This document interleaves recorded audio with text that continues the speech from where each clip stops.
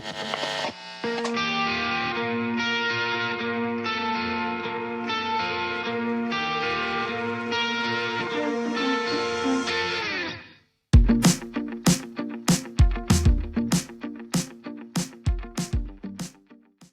and welcome to Resilience and Relationships, R&R. I'm Stephanie Olson. I'm here with Rebecca Saunders. Yay. Okay, so we thought we would do some reacting to videos. Because our work involves HT all the time, I avoid, like the plague, watching any videos about it, watching podcasts about it. Ironically, don't mind doing podcasts about it, hate listening to them, or watching movies, whatever it is. That's our everyday world. And so I kind of back off. But there are always those TikToks and videos on HT that I think would be kind of fun to react to see if that's accurate, to see what we're seeing.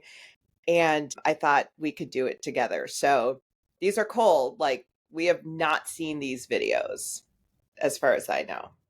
I haven't seen it. So yeah, so let's share it. We'll watch, we'll pause as we need to and talk. And okay, but here we go. Let's start with the first one.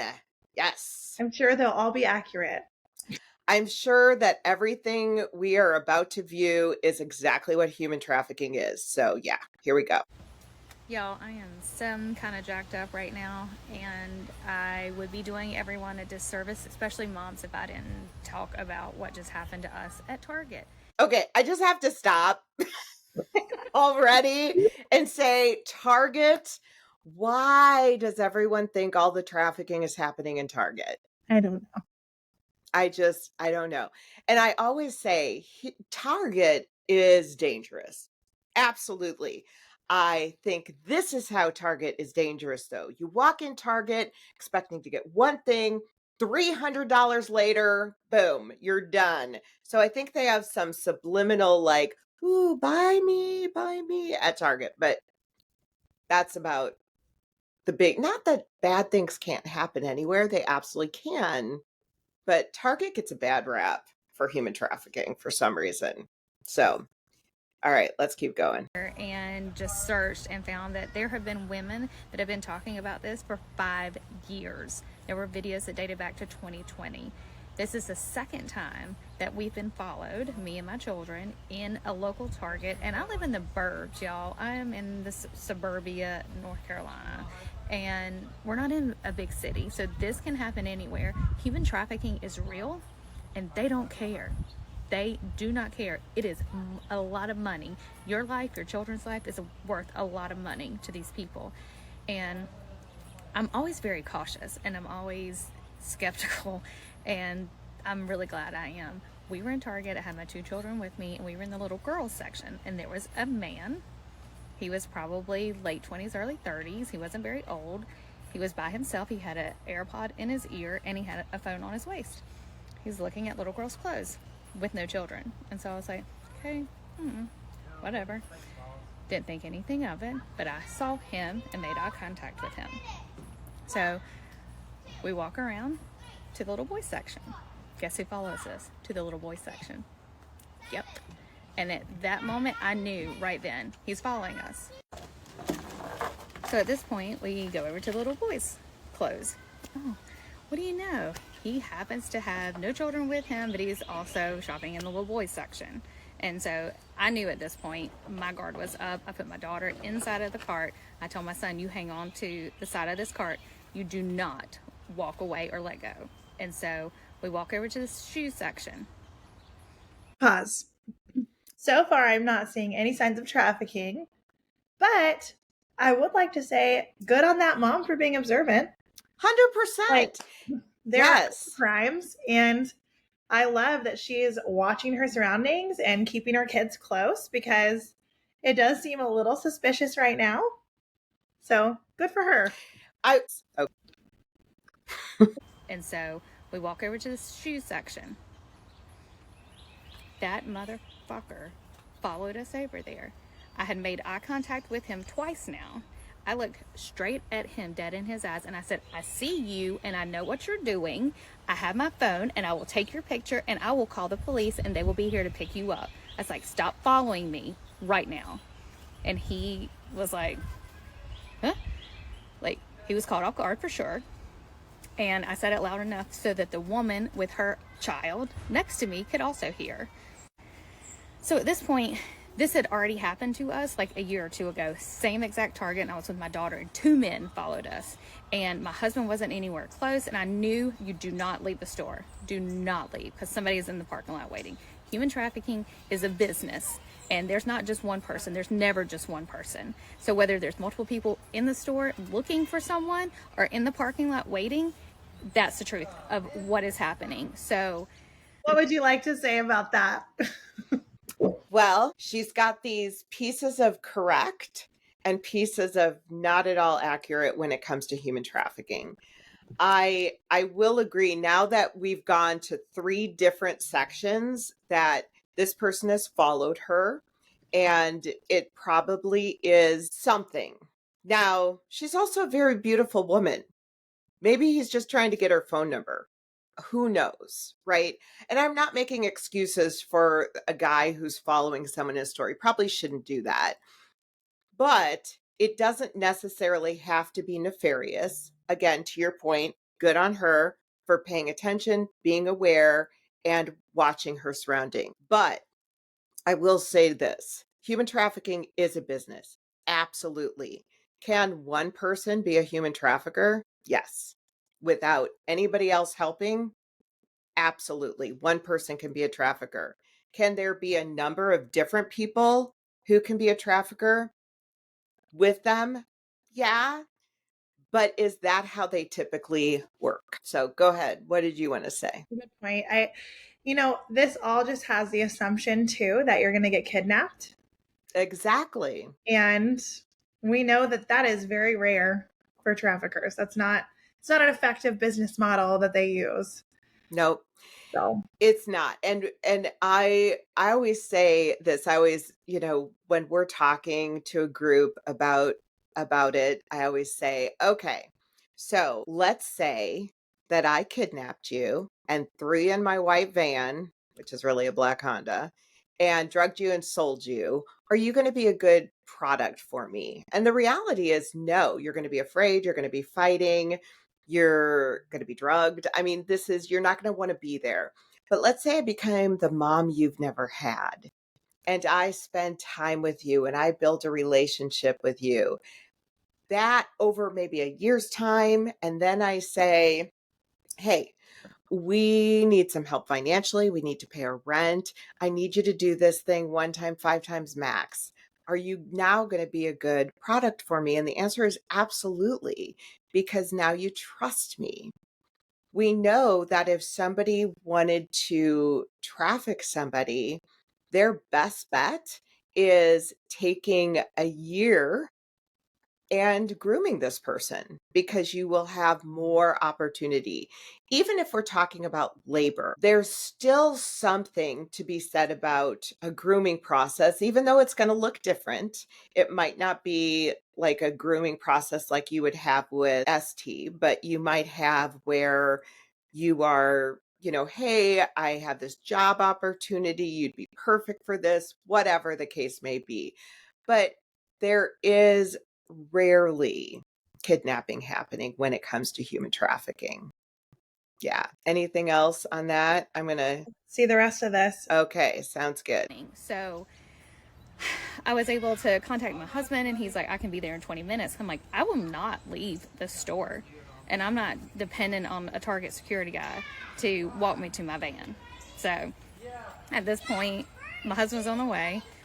We're walking. We're going to get Easter eggs. Homie is still in there. Now he's walking around with like a thing of paper towels. And I'm like, oh, are we trying to blend in at this point? And so I just kept looking at him. I'm like, I still see you, sir. This is not uncommon, unfortunately.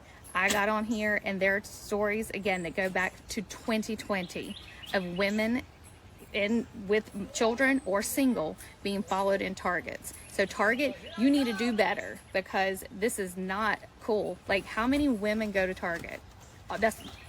Target is a target now. Okay, they're women, they're children. You're distracted. Their kids are running all over the place. Like, this one lady's kids were like all in between the clothes and stuff, and like mine have been out of control too. So you have to be cautious. You have to have your head on a swivel. Don't trust any damn body, and don't let anybody talk to your children in public. Do not let, I mean, it's really hard, and kids, you know, strangers always want to say, oh, hey, how you doing, cute kids on the nothing. So bring out that savage mode.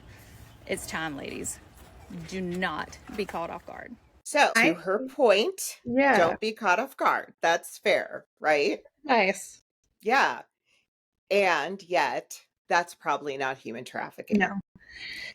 And we do know that there are stories upon stories upon stories of people being followed in Target, people being followed, and I swear it's always Target. I feel bad for Target. And but I think it's important to recognize there are people who absolutely go to all of those places to do nefarious things. I had a friend who was in Target or Walmart and she was shopping and she just stepped away from her cart and someone stole her handbag. That happens. Right. And that is more likely what will happen in a store like that than you being trafficked. Now, you could have somebody come up to you and start talking to you and build a relationship. And the fact that you aren't going to have your children watch that, that's a good thing, right? I think that making sure that you teach your children boundaries and all those things, but it is probably not a trafficking situation. All right, let's watch another one. Anything else that she said that you think? No, I love how protective she is over her kids. Like, I think as parents, that's what we need to be. Mm-hmm. Yeah, not trafficking. And again, kidnapping happens. Mm-hmm. I am absolutely not saying kidnapping doesn't happen. I'm just saying it doesn't look like that. Okay. Which is good information to have, because Mm-hmm. you want to know which type of potential criminal you're dealing with. Right. Exactly. 100%.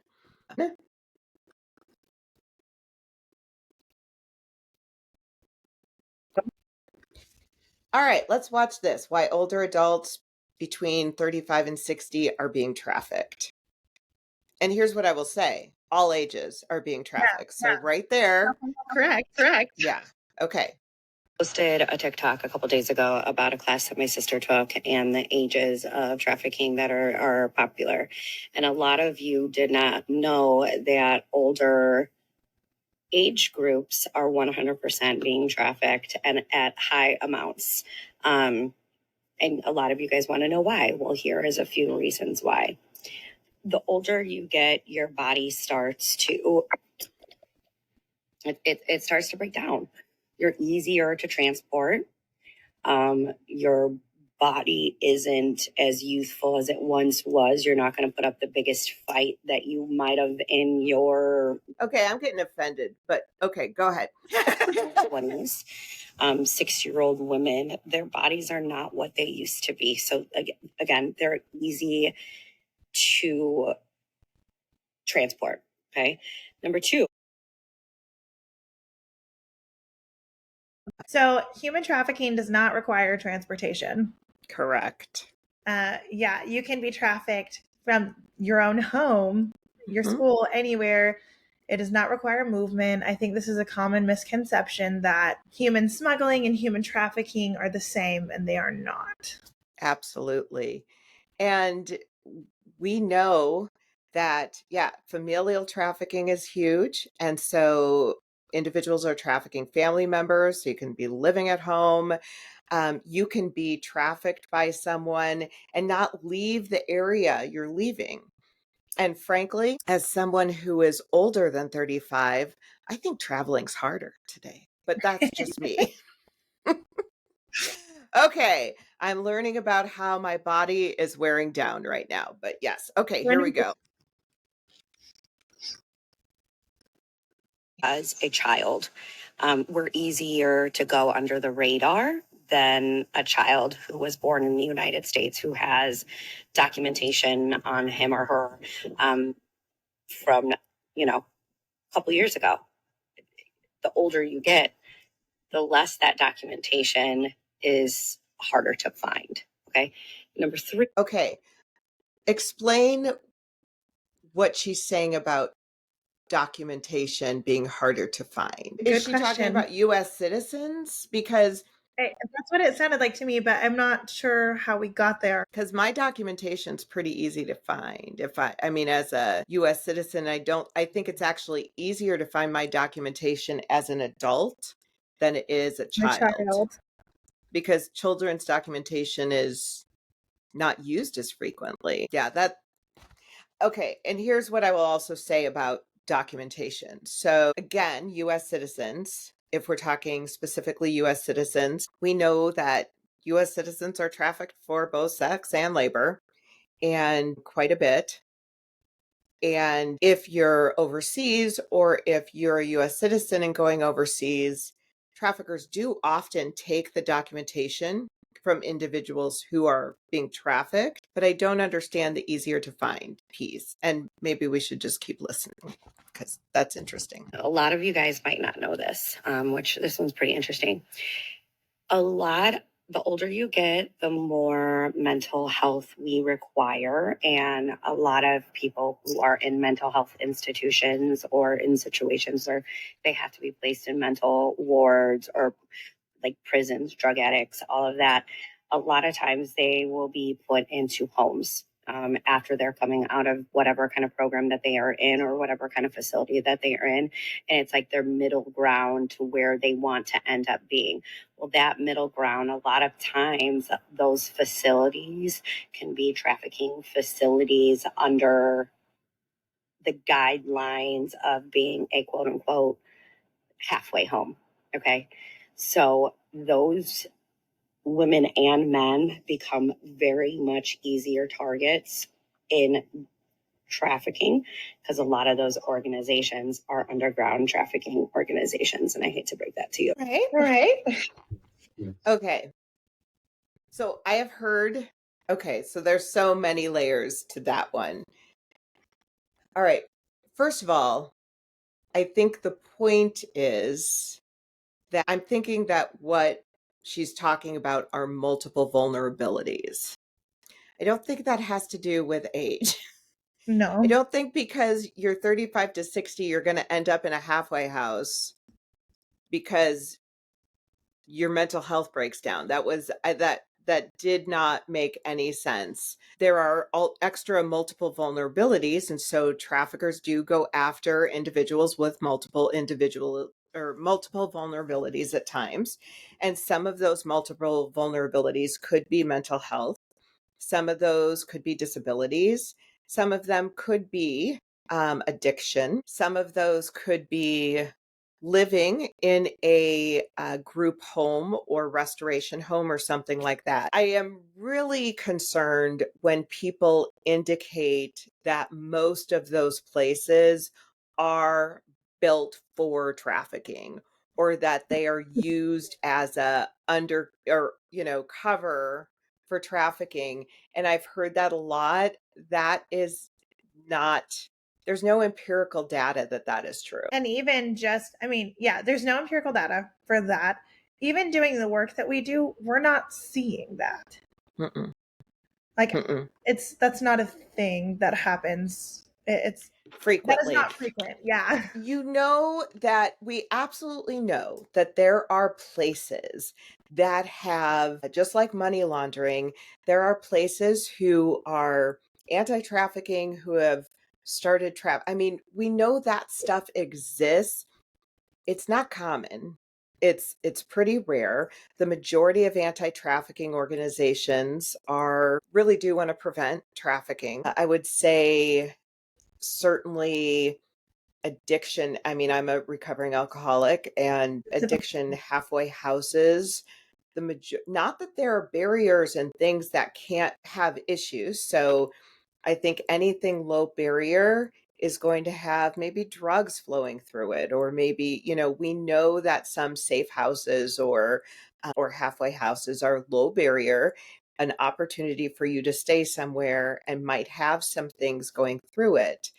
That doesn't mean that they're made for drugs or they're made for trafficking or whatever the case may be. And I don't understand the correlation of as you age. Yeah, that did not make any sense to me either. I mean, even just looking at minors, they can be in group 100%. for whatever reason or treatment Right. facilities. It's not necessarily more common as you get older.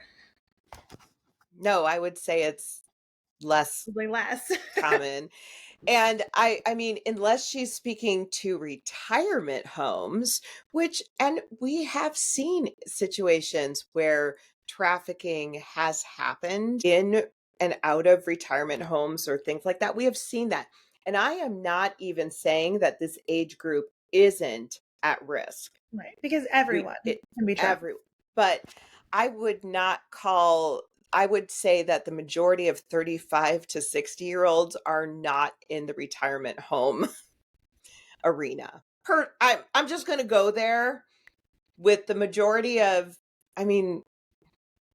60 is pretty young in the great grand scheme of things, and definitely not retirement home forward. So, okay, here we go. Also, Social Security, veterans, and benefits. You can be trafficked while somebody is milking your benefits. Children who don't have benefits, elderly adults do. So those are just a few reasons. There's multiple other things that you need to worry about. But again, like, I'm 42.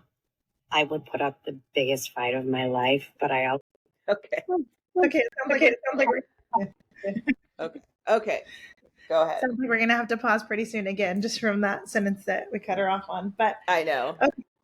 So yes, someone can be trafficked while they are simultaneously getting their benefits stolen from them. 100%. That can happen. Are people trafficked for their Social Security benefits? No, not really. I mean, you can. What trafficking is, Yeah. right?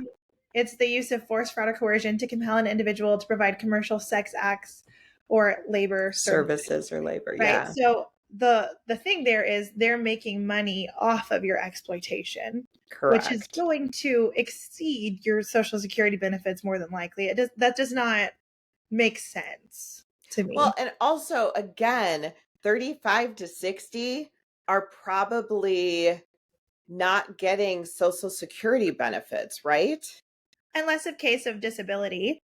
Disability, It's not right? based on your age. Mm-mm.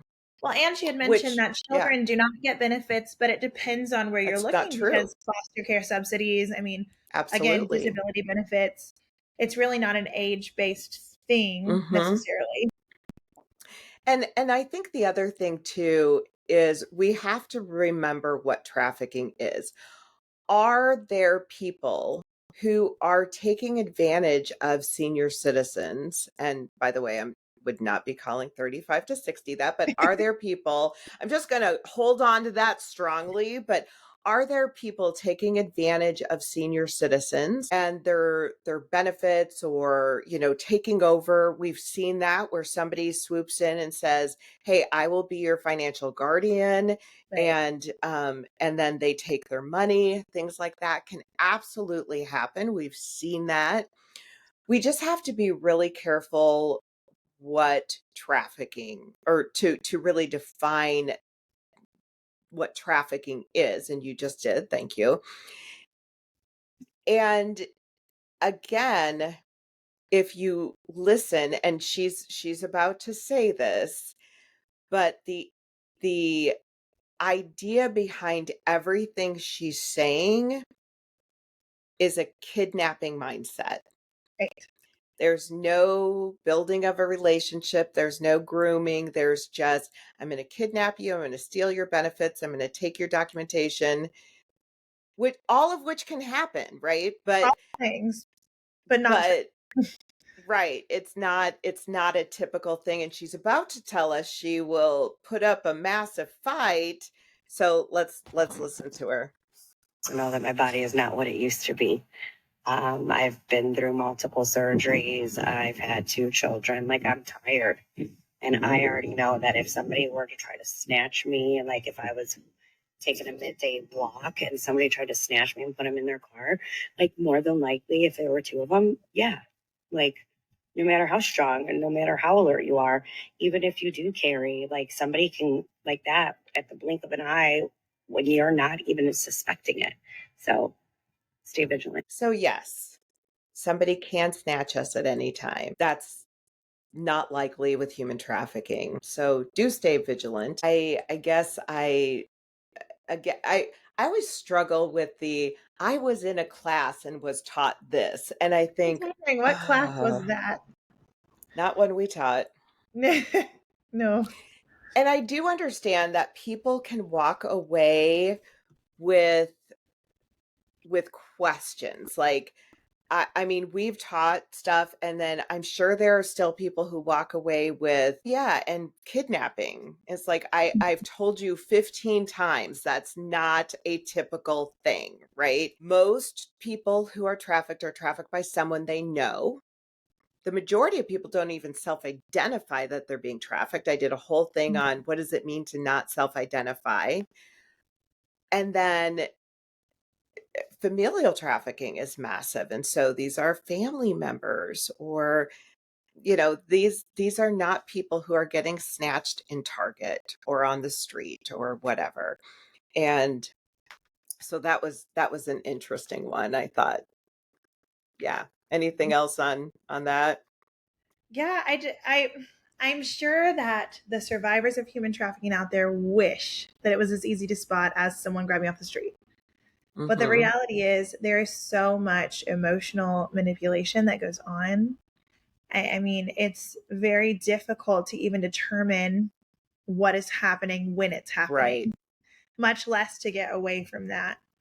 And right. not to minimize kidnapping, that is horrific in itself, but it's an easier distinction for our brains to make that this is wrong. Whereas that use of fraud and coercion over time and someone grooming you, it's a lot harder to take that first step of recognizing I did not deserve to be treated this way. 100%. So we Yeah. have time for one more. One more. Here we go. So I want to do a caution to all current job seekers. Something happened to me. Okay, the audio and the syncing is totally off. That'll drive me crazy, but that's all right. Here we go. About 2 months ago that I was debating on talking about. I haven't told most of my friends. That was extremely terrifying. So I quit my job about 2 months ago. So a little background about me. I went to Old Miss. I've had about 8 years of experience in relationship management, working with companies, really big companies, Google, etc., a lot of other tech companies. And when I quit, the current company I was at, I just thought, okay, I can just find another job on LinkedIn. It'll be easy. I didn't realize that there are people on LinkedIn that are targeting to human traffic people. So just to give you a little idea of what happened to me, I talked to a recruiter on the phone. This company seemed legit. And then the company I'd be working for was a subsidiary company, so a company under them. And it was in the media field. And I was, interviewing for a lot of different places. So I wasn't paying attention as much as I probably should have as to asking questions up front. But the recruiter, after our initial interview, said, the head of the department would love to meet you. Would you mind meeting at a place about 45 minutes away, so Long Beach? Because if she lived in LA, I lived here. It was in between, so I thought, no problem. Obviously, I needed a job. So fast forward, I'm beginning to think, okay, this is kind of weird. Like my intuition, I was beginning to think something was a little off. So right before the interview, I messaged the recruiter and I said, hi, can you please send me the address of the corporation in Irvine? And she said she didn't know it. So flag number one. Two, on my own, I couldn't find the office that I would be going to, which was weird, but I thought, okay, maybe it's brand new. Maybe they're starting out. I just didn't think anything of it. So I end up going to meet up with, the head of this department. And right when I met her, I felt like there was something off. She wasn't asking me any questions about my resume, any KPI questions I was asking her. Just something felt very off. So I applaud her for listening to her intuition. I think a lot of times when we feel that feeling start to rise of like, oh, something feels strange here, I'm not quite sure, we talk ourselves down, right? Yes. I'm like, oh, okay, it's fine. I'm just freaking out. I'm being silly. Right. But that is important to pay attention. It's important to pay attention to your intuition. Yep. Because, I mean, if you look, there's usually something to that.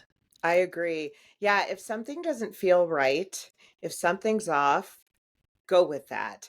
And so far her story is really interesting. I think that I appreciate that we're talking about labor trafficking at this point.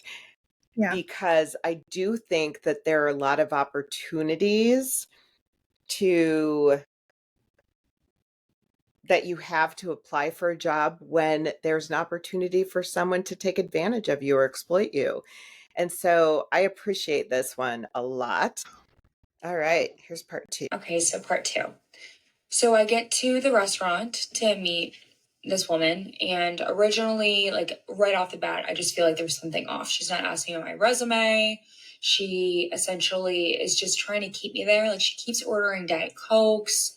Doesn't really know anything about the company. I ask her where the location of the office is. And she answered saying, oh, Jim and Bob are in the office and Karen can show you where the basement is. And I realized, well, A, there's no basements in California. And two, why can't you just tell me where the office is? So this is the second person that is just not being able to tell me where the office is. But she's asking me every single question outside of anything job oriented. So I ended up being there for about 2 hours. And I just felt like she was trying to keep me there as long as possible. So finally, it's over. I, go to my car and I say goodbye and I'm walking to my car and I'm beelining it, just thinking like, okay, there's something wrong here. And then as I'm walking to my car, a black SUV pulls up right next to my car and I have a convertible and rolls down the window and says, hi, are you Brenda? And immediately I knew right off the bat, okay, do not. I just hopped in my passenger seat, locked the door, drove out of the parking structure, and this car followed me for about 2 miles. And when I turned on my car, it said tracking complete. And my rearview mirror was all the way turned up. So this person could have gotten into my car. Maybe that's why she was trying to stall me. I don't know. But the moral of the story is human trafficking, regardless of what this could have been, doesn't restrict any demographics. So it doesn't matter if you're 10, 28, doesn't matter. So essentially, if the recruiter doesn't know the address of the actual company you're working for, don't go. And then if the interview is somewhere other than the office, it's another red flag. And then if the company's website doesn't have a phone number and a legit address, there's something wrong. And mind you, I applied for this job on LinkedIn thinking it has to be reputable, but you really never know. So all job seekers, be very cautious because you really don't know what's real and what's not anymore. So just be careful. Okay. Well, interesting. So I think this is great advice. I don't know what the story with the black SUV is. I don't think it was that she was going to get kidnapped or something like that. But as far as job seekers go, I think what she talked about was right on. Yeah, And that it doesn't matter if it's LinkedIn, if it doesn't matter if it's Indeed, job announcements or job whatever can happen anywhere that are legit or not legit. And so you do need to be mindful. absolutely. Yeah, that's good advice. The only thing that she said that I was like, not always, is when she said if they make Office. an office, because we don't have offices. I thought the same exact thing. I was like, okay, well, we would never do an interview in an office because we actually don't have any. So She lived you were a red flag when we met at the coffee shop. that's right. Yes, we actually all work out of our home. And so our interviews are always at a coffee shop. Like if they're in person, they're either on Zoom or they're at a coffee shop or something. There is a legit website with a phone number, with an address I can mail things to. I can find reviews. Yes. So there are other things to look for too. And that's a good point. You have to be able to vet those things. You should absolutely be able to like go to Glassdoor and see, is this a legit company? Go to the Better Business Bureau. You should be able to find information on this company and what they are. My kids constantly are every summer get like these blank envelopes from a no-name company, and hey, it's summer, do you want to earn $25 an hour and all of this stuff, and with no information and so I actually really liked this video outside of the SUV thing. I don't know now. Yeah, that was weird. And it didn't feel good. I agree with her that no, totally plan. weird. But the other thing she said was whether this was human trafficking or something else. And I appreciate that too, because we don't know what it was. Yeah. Yeah, there wasn't enough information to determine, yes, that was trafficking or, but there was something nefarious going on. And I don't trust anyone who drinks Diet Cokes. No, I'm totally kidding. Totally kidding. But the fact that the woman couldn't answer anything about the company itself, but even more intuitive, and I thought this was great on her, is that she didn't ask anything about her resume. Yes. I mean, that's going to be the first place people go when they're interviewing someone. Tell me about yourself. Let's talk about your resume. Let's talk about your experience. And that's the other thing with trafficking.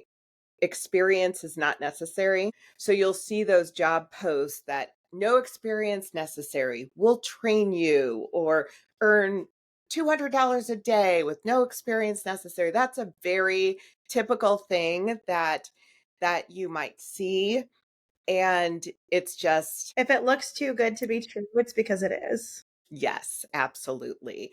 And we know that labor trafficking can look like a number of things, sales things, that there's just so much. Traveling sales is what I'm trying to say. I was almost recruited into a very weird traveling sales thing. And fortunately, I got away from that. And who knows what that was. But I think this was a good video. I think it was good advice and much more along the lines of the things that you really do need to watch for and vet when looking for a job. And yes, whether it's LinkedIn, Indeed, or anything like that, false posts can be anywhere. Absolutely. Yeah. Okay. Yeah. Well, this was fun. Let's do this again. I like that. Yeah. And listening, watching, if there is a video that you've seen that you want to get our take on, send it to us. Yeah, absolutely. Whether it's on human trafficking, social media, or even mental health and trauma or things like that, we would love to look at those and say yay or nay. But I'm so glad we ended on a good one. So yeah, way to go, Brittany, for that information. And I'm sorry what happened. And I'm sorry that happened, but good. I mean, but she really did. Yeah. Yeah, she paid attention. She left. I would say that the minute, because she made a comment, this is not a hit on her by any means, but she made a comment that she spent 2 hours there. And yet, based on what I'm hearing, she knew immediately there was something off. Um, This goes back to those boundaries, and it is okay to say, you know what, this job is not for me. Thank you for your time. I'm going to not waste both of our times. And there's nothing wrong with that. Get up as soon as you feel uncomfortable. I know we are trained that's rude and we don't want to do that, but I think at any moment that you feel like that gut check, like, oh, this isn't right, it is okay to say, thank you so much. This is not for me. I'm not interested. I appreciate it. Good luck in your search. I will give you your time back. Awesome. Okay. Well, we will do this again. This was fun. And thanks for joining us. And go and get some R&R. We'll see you next time.